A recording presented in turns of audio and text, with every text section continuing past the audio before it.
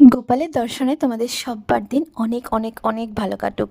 আর আজকে কিন্তু অন্য কোথাও না, আজকে তোমাদের নিয়ে চলে এসেছি আমার ঠাকুর ঘরে।